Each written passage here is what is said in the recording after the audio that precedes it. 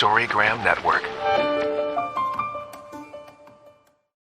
Hosting for this podcast is generously provided by Transistor at transistor.fm.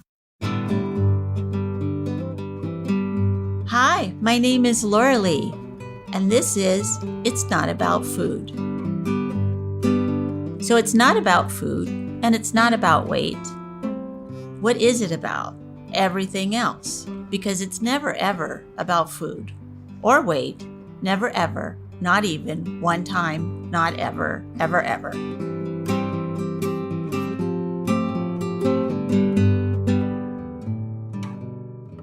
Hello, everyone.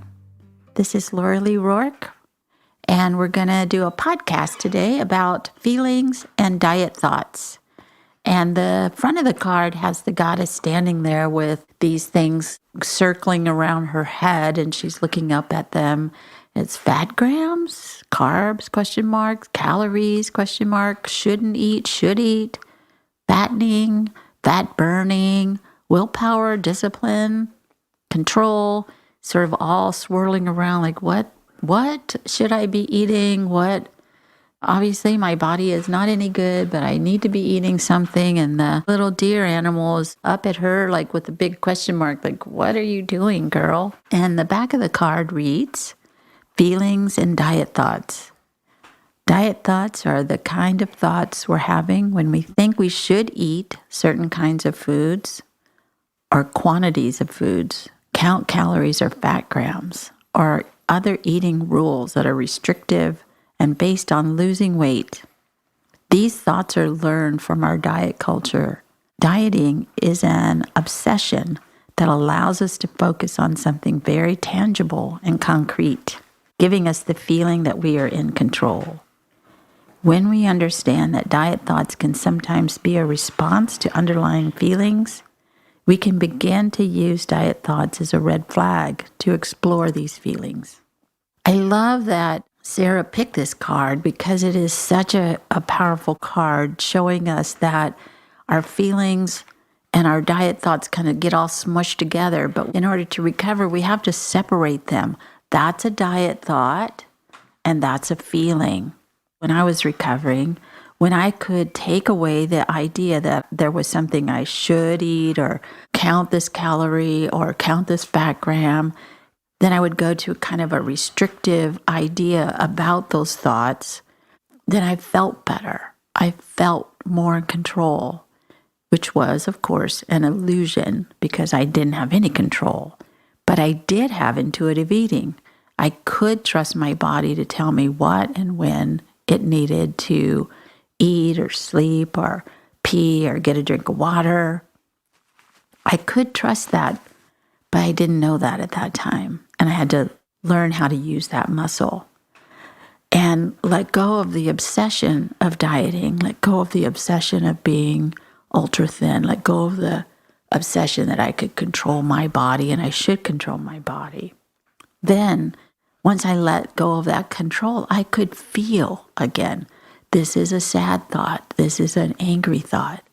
This is joy. This is just normal life right now, and I just feel neutral about it. And then added bonus round, as I got more and more recovered, I could use the fat thoughts and the diet thoughts as a way to tell myself that something was up, to use it as a red flag. So if I started thinking, I should go on a diet, I should go on a diet, I should go on a diet, I could think of, there's something else going on with me. And I have to say that since we've been in this pandemic and we've had to stay at home and I had to let go of a lot of my business world, more and more diet thoughts or fat thoughts have come up. And I have to tell myself, well, what am I feeling? Well, I'm feeling terror or boredom or worry or such sadness. And then those other thoughts about dieting or that I'm too fat, they calm down. And I can just feel what it feels like to be sad or upset or scared. So I know that this is somebody who we have today, Sarah, who has really worked hard on this issue specifically and has come through to the other side and really gets to see her own diet thoughts and what they really are, what the feeling is beneath them. So I'm so glad she's here with us today. And Sarah, you can just tell us a little bit about yourself and what you're doing these days. Okay, hello. It's so nice to be here. Thank you so much for inviting me, Laurelee. I'm a native to the Bay Area, so I live in San Francisco and I work locally. And the most exciting thing I have going on right now is I just started a graduate program for counseling psychology. So my life is a lot of school and work and not having diet thoughts. Yeah. Job number one. Because I would imagine with that kind of a schedule of work and school and trying to have a life, as we laughingly call it right now, probably a lot of diet thoughts come up. I would imagine you feel out of control or pushed way crazy. And how have you been working with those diet thoughts and the kind of thoughts we're having when we think we should only eat certain kinds of foods or should look a certain way? And how do you get past that and go to the feelings? I was thinking about how I did that. So for people that are just starting to think about how can I possibly do that, it seems impossible when you're going through it. And I remember when I first started working with you, I called you at the end of a horrible day where I had spent literally probably 8 hours spinning in my mind about my next diet plan. So I had researched all the gyms within a 15-minute drive of where I lived and worked. And so I had 2 spreadsheets going where all the gyms were and where all the classes were and what times I could get there. And I had columns for like commute time, arrival time. I mean, it was absolutely insane. And I don't know exactly what was going on that day, but for whatever reason, I was able to step back and look at that and say, this is completely out of control. Like, what am I doing? And how long do I want to keep doing this for? You know, I'm whatever age now. I've been doing this for how many decades? I don't want to live like this. And so I called you, and I think that's when it starts. Like when you just are done, when you just feel so sick of it. And what helped me initially was just admitting to myself that this didn't work. Diets do not work, period. And I like you're saying that for every diet, there's an equal and opposite binge. Right. Because that can actually help you from starting the diet. If you can pause and think to yourself, all right, I'm going to do this, and then I'm going to binge, and I'm going to feel worse, and maybe even gain more weight than I am now. How's that going to feel? Yes. So starting with, this isn't going to work, and what can I do instead? I think it's a lot of deprogramming. It helped me to expose myself to all new media. So I was torn between these 2 cards, between diet thoughts and fat thoughts, because they're so mixed up and intertwined. But I wanted to talk about diet thoughts because it's one that I've gotten really good at. So I feel like I can offer more hope that you can get past those diet thoughts. So to answer your original question, which is how do I work with them?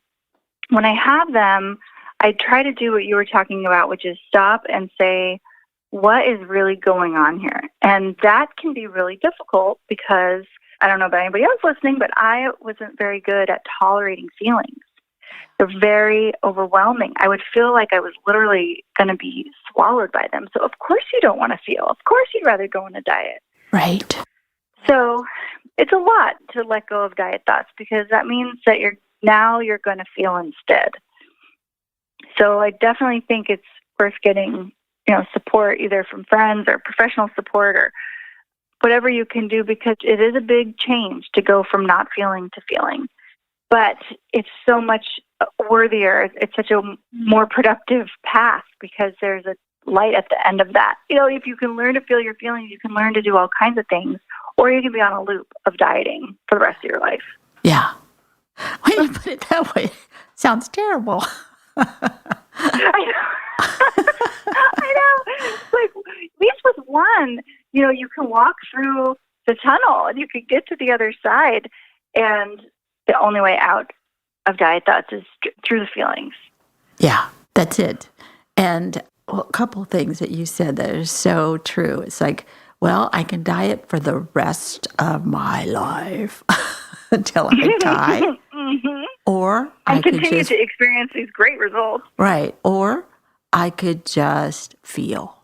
I could just feel what that feels like, what it feels like to just have my feelings, which of course we know that's an illusion to think the diet thoughts or the fat thoughts or any of that or overeating or undereating or any of that really works. Because, of course, on some level, we're feeling it. And we go, why do I feel so yucky? Maybe I need to go on a different diet or work out at a different gym or put more steps in my life. Not that any of that stuff isn't okay to move your body around, but it's not going to take away the feeling. And that's what I always wanted. I wanted to take away the feeling, which good luck with that. We're thinking and feeling people. That's how it is. And I love that you said it is so close. Feeling and diet thoughts, feelings and fat thoughts. Those two cards kind of get squished together because fat thoughts go to diet thoughts, go to fat thoughts, go to diet thoughts. Right. I think part of being able to let go of diet thoughts is letting go of the illusion that you're going to change your body. And reading a lot of the science helped me. I think there's like a legit grieving process that goes on when you just let go and go, okay, this is probably it. This is probably the body I have. I'm probably not going to get a new one, which sounds silly now, but yeah, I really had a fixation that I was going to get a different body eventually. I was going to be able to change this body. And it's so I think it's acknowledging that this doesn't work and accepting the body that you have. Because if you don't do that, then the diet thoughts come and you want to engage them and you want to do what they're telling you to do. But if you've accepted and realized that this is the body you have, like it or not, then you can realize that you don't want to listen to the diet thoughts. And sliver of hope here, you don't hate that body forever. I promise you that actually goes away too. And if I could also say, throw away your friggin' scale today. Like, right now. It's a horrible torture device that no one should own. You know, you've got to just get the things out of your life that remind you that you're not good enough. Anything in your life that makes you feel bad needs to go. Yes. Including scales and clothes that don't fit anymore and motivational pictures of supermodels on your fridge. Like padlocks on your refrigerator, not good. And if those pictures of super skinny people would work, it would have worked when we were teenagers. And then you would never have to have another one. But I would constantly go back to even pictures of me as a child and go, look how thin I was then. Well, I was 12. I was 7. Right. Why can't I look like that again? Because now you're a woman and that was a girl. Yeah. I have to say pictures are still hard for me. Like, I have to not go back to pictures and look and go, gosh, if I would have only accepted myself then, I can't believe how I thought I was not okay then. Oh. And then I just have to say to myself, this is your brain having a thought that isn't true. This isn't real. You're fine today, you're fine then, and you're fine today, and that thought isn't real. It's really like metacognition, telling yourself, this is just a thought. That helps me.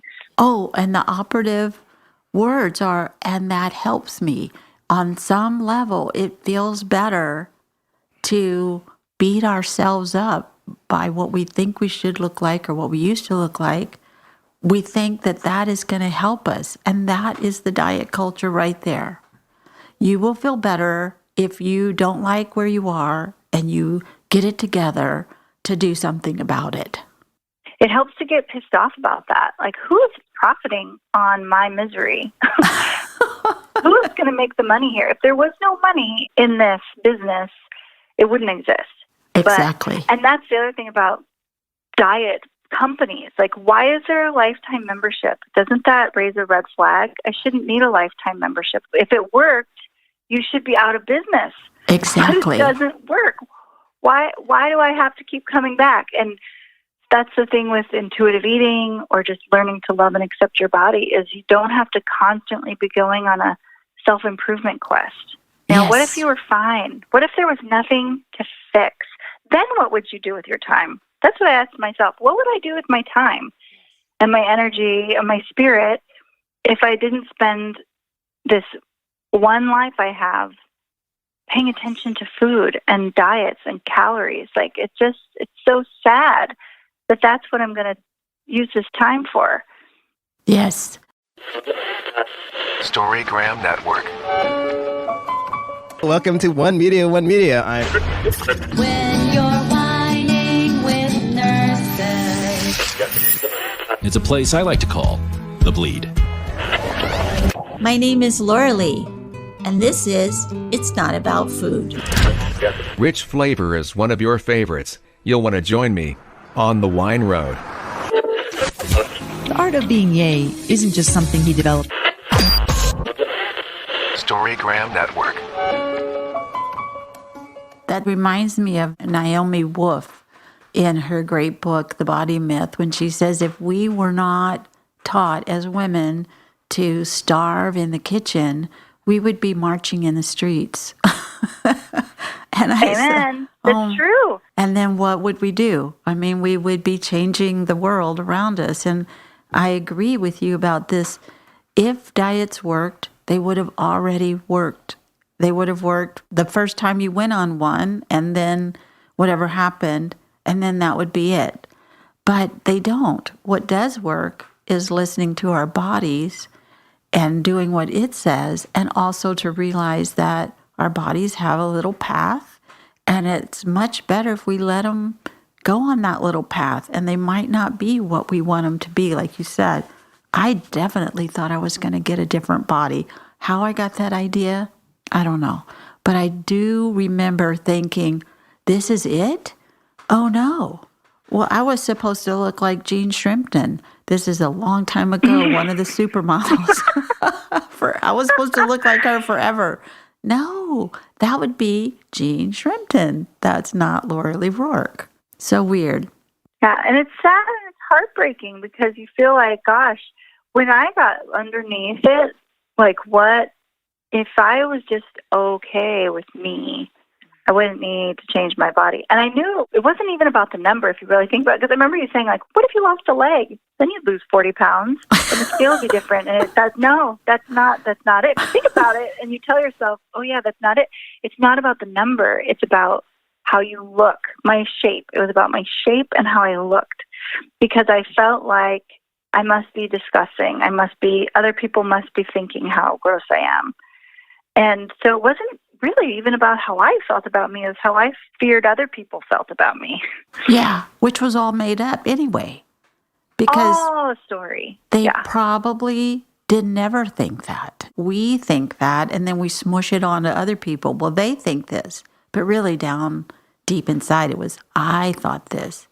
And so this is a good place to talk about body dysmorphia, where our friends and the people who love us with all their heart, they look at us and go, you're so wonderful. I love you so much. You look and act and are wonderful, beautiful. I can't live without you. And then we look at that, we look in the mirror and we go, oh, that's disgusting. I'm disgusting. That's horrible. Nobody could love me. And then people are like, I do, though. I do. I don't care what you look like. So what is that about for us, that we don't see what they see? Is it because we don't have the love for ourselves that they do? Right. And if you try to flip it and you think, gosh, how would I feel about this person I love more than anything in the world if they gained X pounds or lost X pounds?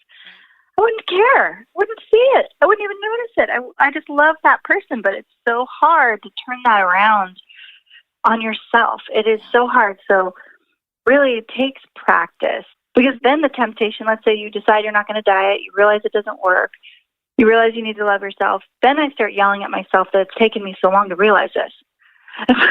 There's always something to beat yourself up about. So yes, reminding yourself that the fact that you even got to, I'm going to reject diet culture, in a culture that is built around consumerism and making you feel bad, that's pretty amazing and wonderful. And still in that culture. Yeah, exactly. Yeah. So it's realizing, okay, I'm ready to try to not diet is phenomenal. Yes. Like, That's great. And it does get better. That's the miracle, is like, I did not believe you when you said you could be cured of this. You don't have to feel like this forever. I thought there's no way. But I promise you, like, I have not dieted in at least 5 years, which is amazing because I spent from 17 on obsessing. I mean, I knew how many calories were in a bite of an apple because I knew if an apple was this many calories and a half an apple was this and a quarter was this, so the bite I took was this.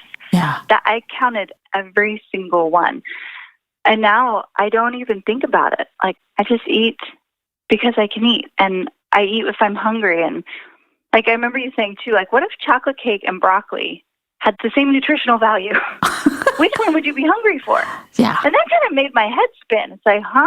Like, oh, what if one wasn't good and one wasn't bad? Yeah. Then what would I do? What would you really want to eat? And what would your body want to eat? That's the key. Because my head will go chocolate cake every time, but my body might go, yeah, broccoli sounds good to me. Mm-hmm. That's what I should have.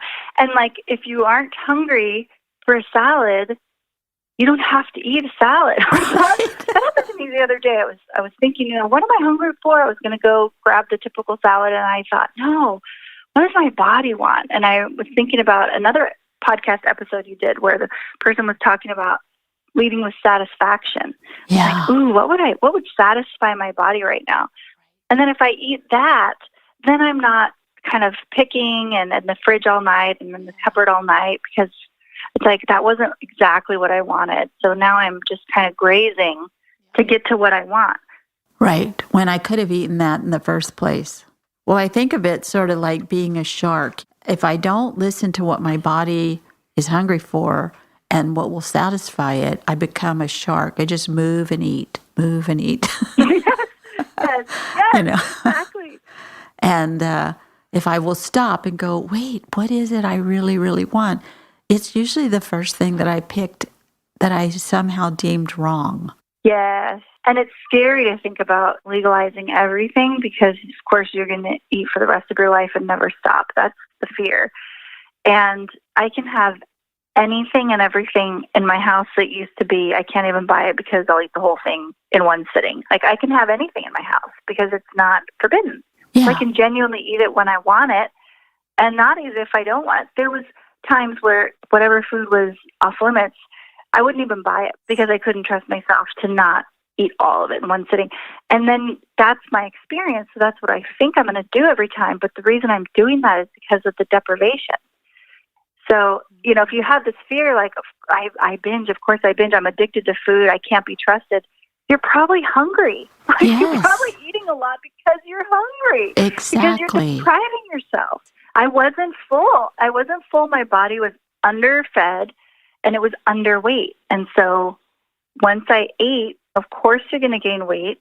But then when you're not hungry all the time, then you don't have these obsessions with food. I remember reading this study about this test they did or experiment with men who had no history of dieting. They put them on a diet and they started obsessing about food and calories. And they wanted to read like Good Housekeeping and light cooking magazines.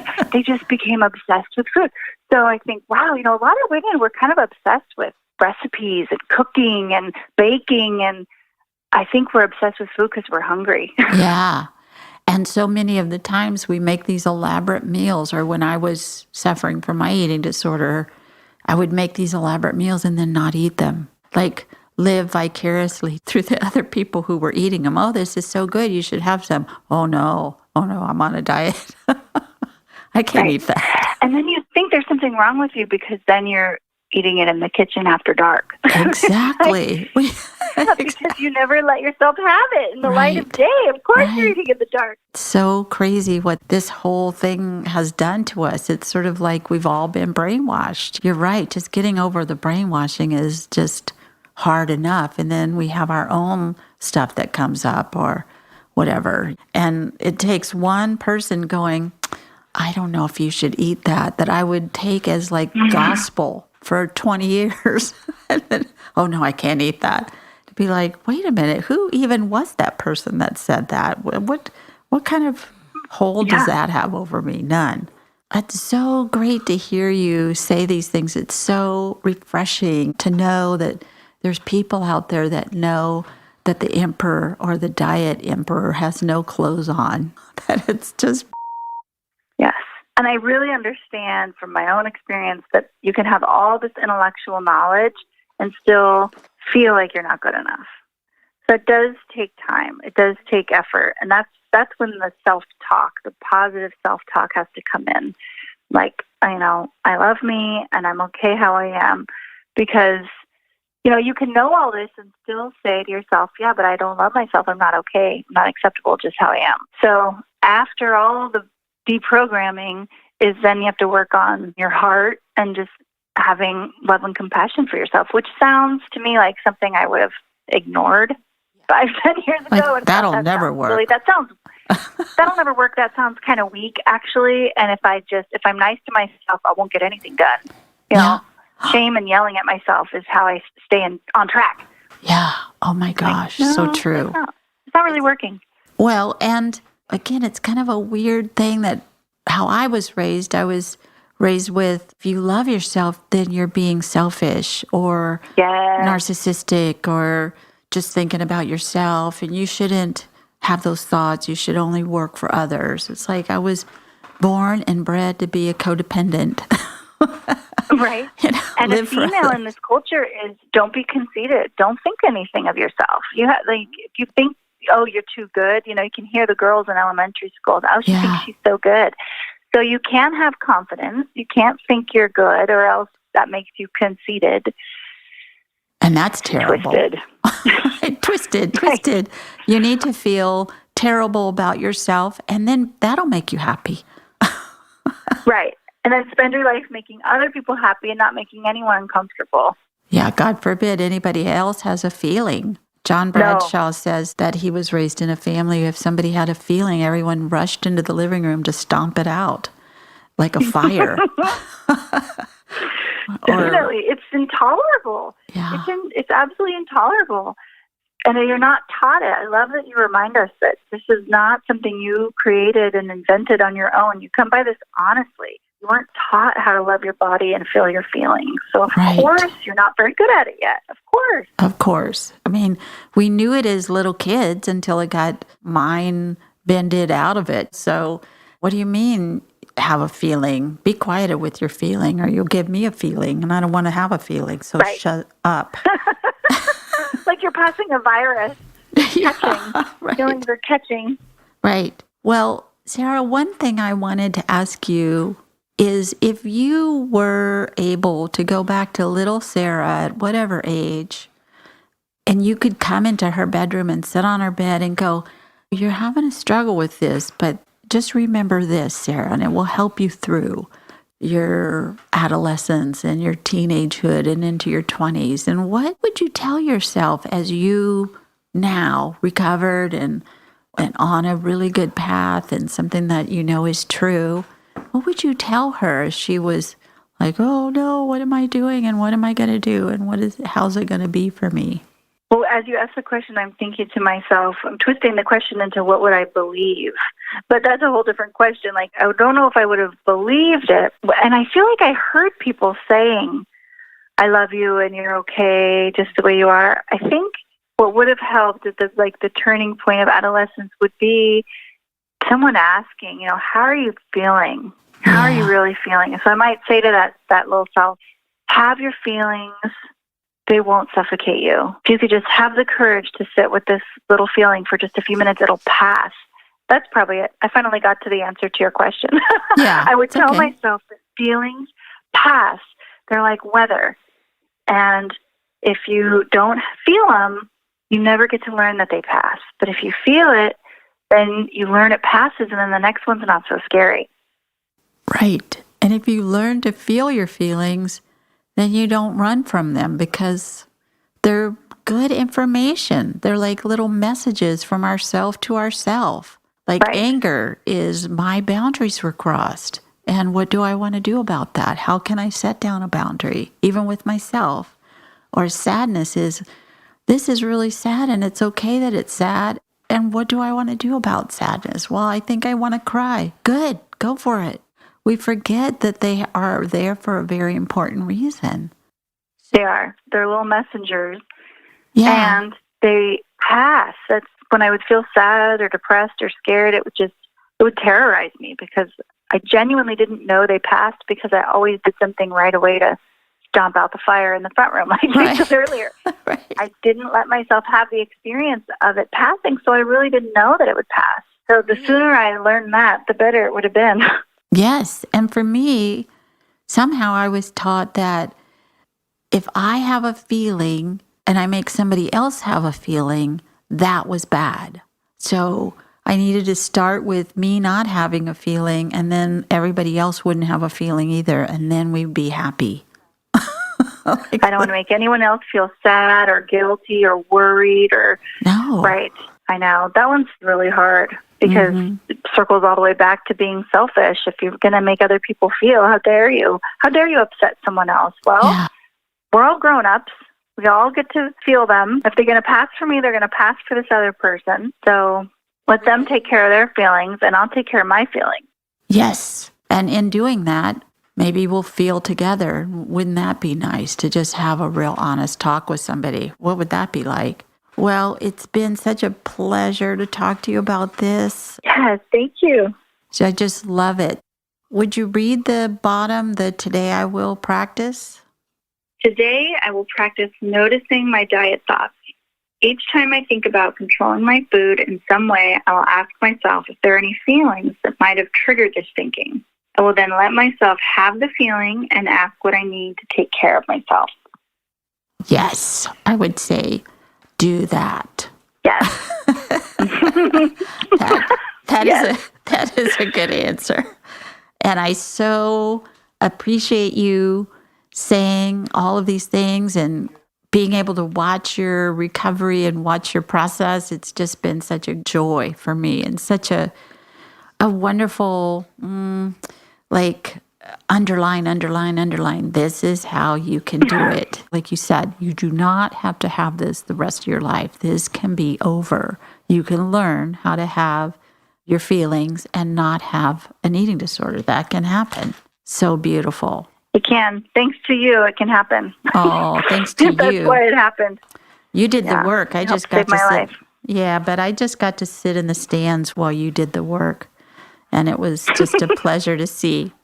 So thank you very much. And I will talk to you later, Sarah. Thank you.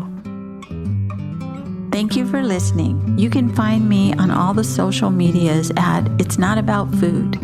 And if you would like to get the show a week early and ad-free, you can become a member at Patreon. Search It's Not About Food podcast. Thanks so much.